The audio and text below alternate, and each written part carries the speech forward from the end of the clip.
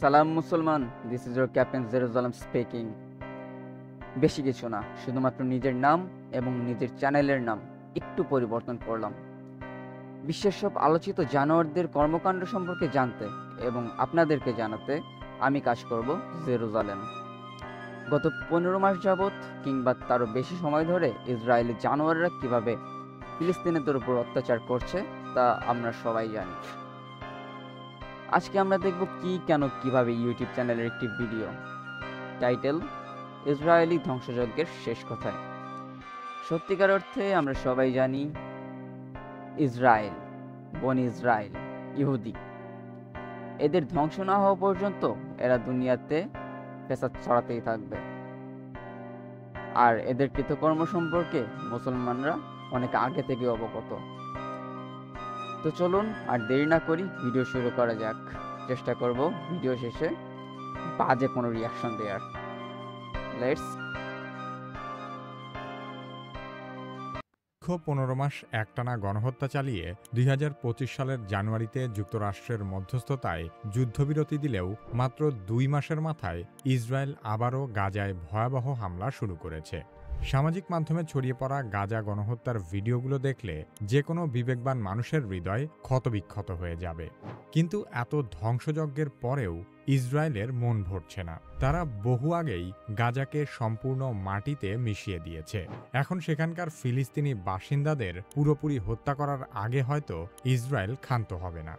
আধুনিক যুগের সবচেয়ে বড় মানবতাবিরোধী অপরাধ করেও ইসরায়েল কিভাবে এখনও টিকে আছে এবং এই ধ্বংসযজ্ঞের আসলে শেষ কোথায় সে সম্পর্কে আলোচনা করা হবে কি কেন কিভাবে এই পর্বে। কি কেন কিভাবে চ্যানেলে আপনি নতুন হলে অনুরোধ করব সাবস্ক্রাইব করে বেল আইকনটিতে ক্লিক করুন।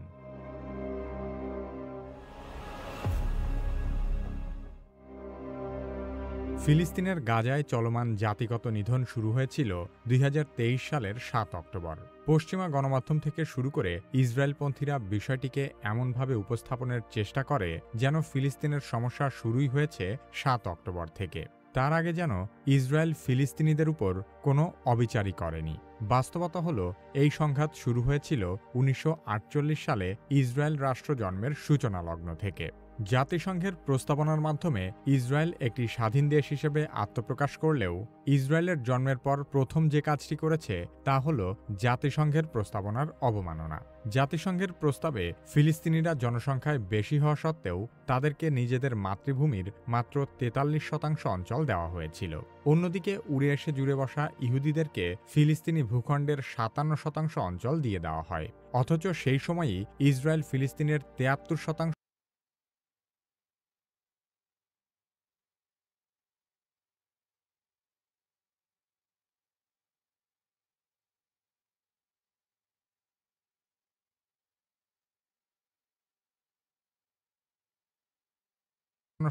অঞ্চল দিয়ে দেওয়া হয়।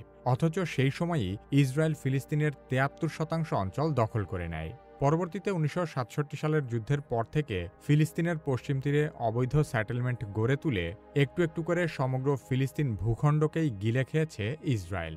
এমন অন্যায়ভাবে ইসরায়েলিরা যে ফিলিস্তিনের মানচিত্র চিবিয়ে খেয়েছে, জাতিসংঘে তার বিরুদ্ধে বহুবার নানা ধরনের প্রস্তাব পাশ হয়েছে। শুধু ফিলিস্তিনের জমি দখলই নয়, খুন, হত্যা, লুটতরাজ আর নানা ধরনের অন্যায়ের বিরুদ্ধে আপত্তি জানিয়ে 2013 সালের মধ্যেই জাতিসংঘের মানবাধিকার পরিষদ ইসরায়েলের বিরুদ্ধে 45টি রেজুলেশন পাশ করেছে। জাতিসংঘের মানবাধিকার পরিষদ United Nations human rights council বা ইউএনএইচআরসি গঠনের পর থেকে সারা বিশ্বের যতগুলো অন্যায়ের বিরুদ্ধে নিন্দা জানিয়েছে, শুধুমাত্র ইসরায়েলের বিরুদ্ধেই তার চেয়ে অনেক বেশি নিন্দা জ্ঞাপন করা হয়েছে। তার মানে জাতিসংঘ প্রতিষ্ঠার পর থেকে ইসরায়েলের মতো এককভাবে এত বেশি মানবতাবিরোধী অপরাধ আর কোনো সন্ত্রাসী সংগঠনও করেনি।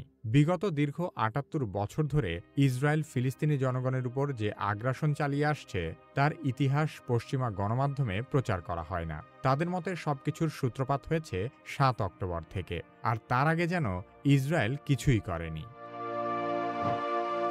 7 অক্টোবরের আগেও বহুবার ইসরায়েল এবং ফিলিস্তিনের মধ্যে সংঘাত চরমে উঠেছে। তবে একাধিক আরব ইসরায়েল যুদ্ধ ছাড়া ফিলিস্তিনের সাথে ইসরায়েলের সংঘাতগুলো মোটেও যুদ্ধ ছিল না। সেগুলো ছিল ইসরায়েলের আগ্রাসনের বিরুদ্ধে ফিলিস্তিনিদের প্রতিরোধ। 7 অক্টোবর 2023 তারিখে হামাসের আকস্মিক আক্রমণের আগে ইসরায়েল ও হামাসের মধ্যে সর্বশেষ বড় সংঘর্ষ ঘটে 2021 সালের মে মাসে। ইসরায়েলের দাবি, সে সময় হামাসের সাথে যে যুদ্ধবিরতি হয়েছিল 7 অক্টোবরের হামলার মাধ্যমে হামাস সেই শান্তি চুক্তি ভঙ্গ করেছে। অথচ এটি একটি নির্জলা মিথ্যা কথা। 7 অক্টোবরের হামাসের হামলার মাত্র 12 দিন আগে ইসরায়েল গাজায় একটানা 3 দিন বিমান হামলা চালিয়েছে এবং 4 অক্টোবর গাজার বিপুল সংখ্যক মানুষের পায়ের গোড়ালিতে গুলি করে আহত করা হয়। এই কাজটি ইসরায়েল নিয়মিত করে থাকে। শুধু গাজা নয়, এমনকি পশ্চিম তীরেও 2023 সালে ইসরায়েল এত পরিমাণ ফিলিস্তিনিকে হত্যা করেছিল যে মানবাধিকার সংস্থাগুলো 2023 সালকে সবচেয়ে ভয়াবহ বছর হিসেবে বর্ণনা করেছিল। আর এর সবকিছুই ঘটেছিল 7 অক্টোবর হামাসের হামলার আগে। তার মানে 7 অক্টোবর হামলার মাধ্যমে হামাস পূর্ববর্তী যুদ্ধবিরতি ভঙ্গ করেনি, বরং ইসরায়েল 7 অক্টোবরেরও 2 সপ্তাহ আগে থেকে বিমান হামলা চালিয়ে বর্তমান সময়ের সবচেয়ে ভয়াবহ মানবতাবিরোধী অপরাধের সূচনা করেছিল। ইসরায়েল তার স্বভাবসুলভ মিথ্যাচার দিয়ে অন্যায় গণহত্যাকে বৈধতা দেওয়ার সকল চেষ্টা করেছে। শুধুমাত্র হামাস নিধনের নামে 20 লক্ষাধিক গাজাবাসীর জীবনকে প্রকৃত নরকে পরিণত করেছে।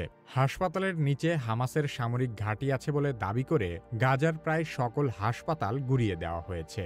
কিন্তু বিশ্বমানবতার ঝান্ডাবাহী পশ্চিমা প্রতারকেরা একটিবারও প্রশ্ন তোলেনি, হামাস নিধনের নামে কেন লক্ষাধিক গাজাবাসীকে হত্যা করা হলো? কেন হামাস নির্মূল করতে গিয়ে সমগ্র গাজা মাটির সাথে মিশিয়ে দেওয়া হলো? ইসরায়েলের কাছে যদিও এই প্রশ্নেরও উত্তর আছে। ইসরায়েলের যুক্তি হল, গাজাবাসী যেহেতু হামাসকে ভোট দিয়ে গাজার ক্ষমতায় বসিয়েছে, তাই এর কর্মফল সবাইকে ভোগ করতে হবে। কিন্তু এই বিষয়টিও সম্পূর্ণ ভিত্তিহীন, কারণ ফিলিস্তিনের সর্বশেষ নির্বাচন হয়েছিল 2006 সালে। বর্তমানে গাজার অধিকাংশ বাসিন্দাই শিশু, অর্থাৎ 2006 সালে তাদের জন্মই হয়নি, এবং 2006 সালে যারা নির্বাচন দেখেছে তাদেরও অধিকাংশেরই সে সময় ভোট দেওয়ার বয়সই হয়নি। তাই অধিকাংশ গাজাবাসী হামাসকে ভোট দেওয়ার কোনো প্রশ্নই আসে না। শুধু তাই নয়, প্রায় 2 দশক আগের সেই নির্বাচনেও হামাস গাজার সংখ্যাগরিষ্ঠ ভোট পায়নি। তার মানে ইসরায়েল এবং তার পশ্চিমা মিত্ররা একের পর এক মিথ্যাচার ছড়িয়ে গাজায় সর্বকালের সবচেয়ে ভয়াবহ মানবতাবিরোধী অপরাধ করে যাচ্ছে। ইসরায়েলি শিশুদের ছোটবেলা থেকে ফিলিস্তিনিদের সম্পর্কে নেতিবাচক ধারণা দিয়ে বড় করা হয়। তাদেরকে শেখানো হয় ফিলিস্তিনিরা আসলে মানুষ নয়, তারা মানুষের চেয়ে এক ধাপ নিচের প্রাণী। বেশিরভাগ পাঠ্য বই ও শিক্ষা মাধ্যমে ফিলিস্তিনিদের চিত্র তুলে ধরা হয় নেতিবাচকভাবে। তাদের কখনো সন্ত্রাসী, কখনো হুমকি, আবার কখনো অনুপ্রবেশকারী হিসেবে উপস্থাপন করা হয়। ইসরায়েলি ভাষাতাত্ত্বিক জেরুজালেম হিব্রু বিশ্ববিদ্যালয়ের অধ্যাপক নুরিত পেলেদ তার গবেষণায় বলেছেন, ইসরায়েলি পাঠ্যবইগুলোতে ফিলিস্তিনিদের চিত্রায়ন প্রায় সর্বদাই বিকৃত। সেখানে ফিলিস্তিনিদের জীবন, কষ্ট, সংস্কৃতি কিংবা ইতিহাস সম্পর্কে কিছুই শেখানো হয় না, বরং তাদের চেহারা, পোশাক এবং কথাবার্তার মাধ্যমেও এমন বার্তা দেওয়া হয় যেন তারা বিপজ্জনক বা অগ্রহণযোগ্য। তাই ফিলিস্তিনিদেরকে হত্যা করা দোষের কিছু নয়। তাছাড়া ইসরায়েলিরা ফিলিস্তিনিদেরকে আমালেক হিসেবে সম্বোধন করে। আমালেক বলতে মূলত হিব্রু বাইবেলে বর্ণিত একটি জাতিকে বোঝানো হয়, যারা ইসরায়েলিদের চিরশত্রু হিসেবে পরিচিত। 2023 সালের অক্টোবরে ইসরায়েলি প্রধানমন্ত্রী বেনিয়ামিন নেতানিয়াহু হামাস নিধনের প্রসঙ্গে আমালেক শব্দটি উল্লেখ করেছিল। বাইবেলের বর্ণনা অনুযায়ী আমালেকরা মিশর থেকে বের হওয়ার পর ইসরায়েলিদের উপর আক্রমণ করেছিল। এই ঘটনার পর ঈশ্বর মুসা নবীকে নির্দেশ দেন যে আমালেকের নাম সম্পূর্ণভাবে মুছে ফেলতে হবে। সে কারণে ফিলিস্তিনিদের হত্যা করা ইসরায়েলি বাহিনী তাদের পবিত্র দায়িত্ব মনে করে।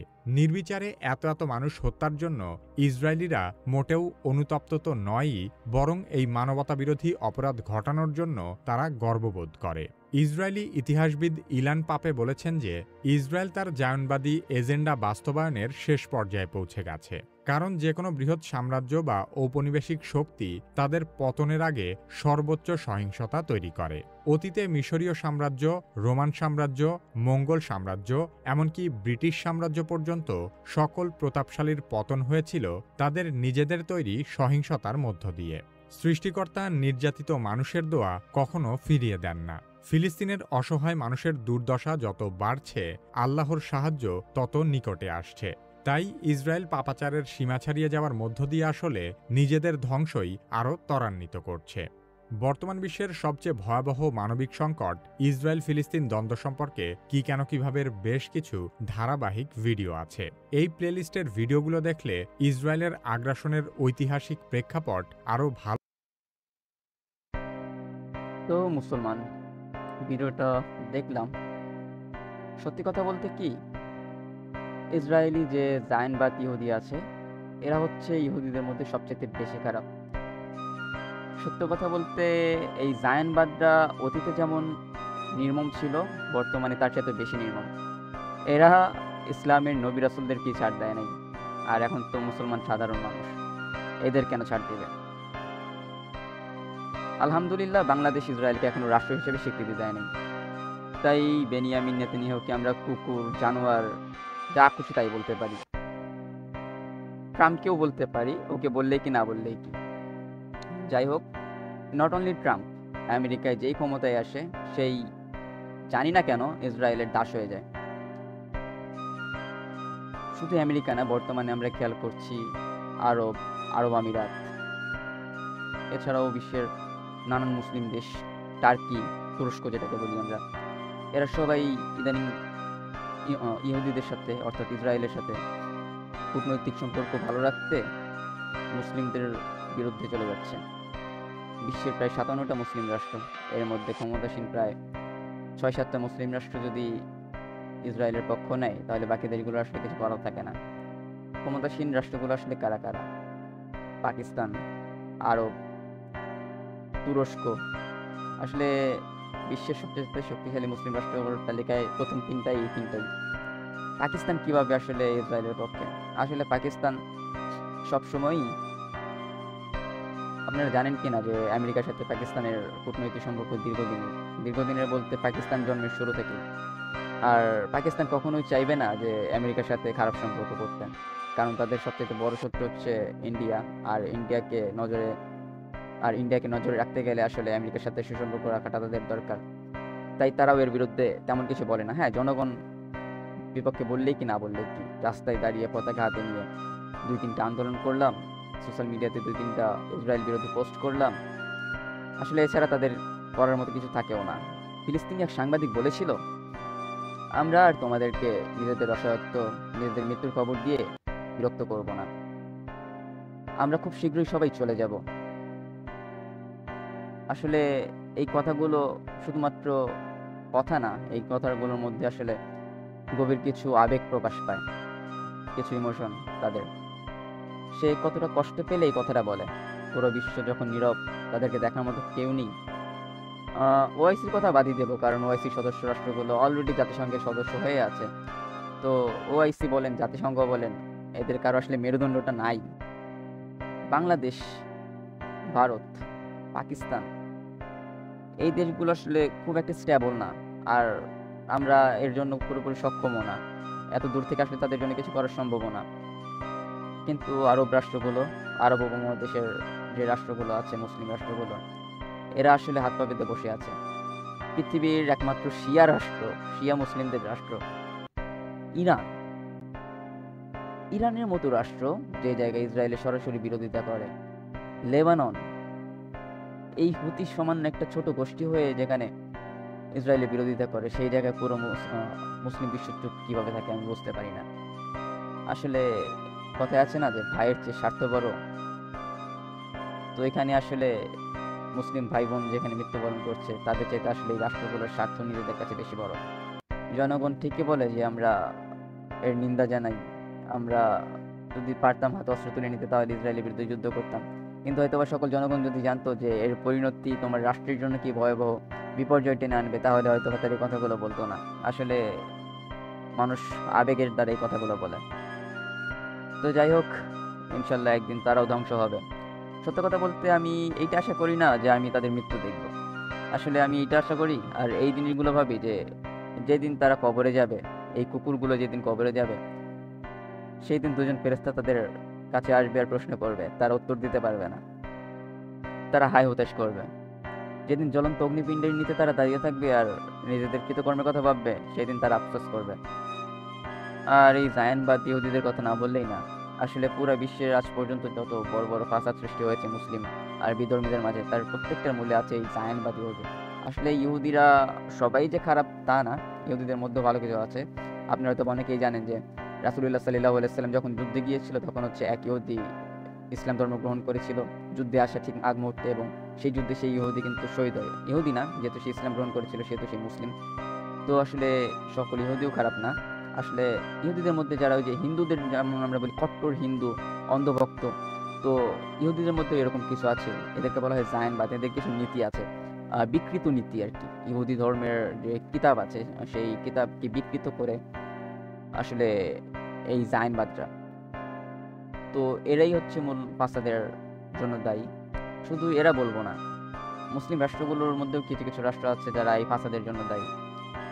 যতক্ষণ না পর্যন্ত মুসলিম রাষ্ট্রগুলো নিজেদের মধ্যে এই বিভেদ দূর করবে, নিজেদের মধ্যে এই দূরত্বগুলো কমিয়ে আনবে, ততক্ষণ পর্যন্ত আসলে মুসলিমরা কোথাও নিরাপদ না। আপনি আশা করি বাংলাদেশে বসে এই ভিডিওটা দেখছেন, কারণ আমি বাংলায় এই ভিডিওটা বানাচ্ছি। আপনি বাংলাদেশে হন বা ভারতে হন, খুব শীঘ্রই এই অঞ্চলেও খুব বড় একটা যুদ্ধ হবে মুসলিম আর বিধর্মীদের মধ্যে। মুসলিম আর বিধর্মী বললে ভুল হবে। আসলে আসলে এই পুরো অঞ্চলটাতে সবচেয়ে সংখ্যাগরিষ্ঠ হচ্ছে মুসলিম এবং হিন্দু। আসলে এই দুই দলের মধ্যে আসলে যুদ্ধটা হবে আমার যতটুকু মনে হয়। আর বাকি এগুলা তো কোনো কিছুই না। সত্যি কথা বলতে কিছুদিন যাবৎ ভারতে যে বিষয়গুলো চলছে ওয়াকফের বিষয়গুলো নিয়ে, এই যে মসজিদের দানের জমি জমা, পাবলিক প্রপার্টিগুলো যেভাবে গভর্নমেন্ট দখল করে নিচ্ছে, আসলে ভারতকে কি বলবো। মানি হেস্টকেও পিছনে ফেলে দিয়েছে ভারতের পার্লামেন্ট চুরির দিক থেকে। এত বড় চোর, মাদার চোর। গালিটা দিয়ে ফেললাম, কিছু করার নেই। আসলে এই গালিটা ওকে দেওয়া উচিত ছিল, বেনিয়ামিন নেতানিয়াহু। আমি বুঝি না যে এখন কিভাবে পুরো বিশ্ব ইসরায়েলকে রাষ্ট্র হিসেবে স্বীকৃতি দেয়। আমার মনে হয় ইসরায়েল শুধুমাত্র একটা টেররিস্ট গ্রুপ ছাড়া, টেররিস্ট সংগঠন ছাড়া তেমন কিছু না। আশা করি খুব শীঘ্রই আমাদের ইমাম আসবে, যুদ্ধ হবে ইনশাল্লাহ। আমরা সেই যুদ্ধে অংশগ্রহণ করতে পারবো। আমরা এই মুহূর্তে আসলে দোয়া ছাড়া কিছু করতে পারি না। তো চেষ্টা করব নেক্সট ভিডিওতে আবার ওদেরকে গালি দেওয়ার। তো সেই জন্য আমার সেই গালিগুলো শোনার জন্য একটু সাবস্ক্রাইব করে রাখবেন। যদি পারেন আপনারাও কমেন্টে এসে গালি দিতে পারেন, অসুবিধা নেই। দেখি কে কত বাজে গালি জানেন। আজকে এই পর্যন্তই, দেখা হবে আরেকটা নতুন ভিডিও নিয়ে উইথ নিউ গালি। আল্লাহ হাফেজ।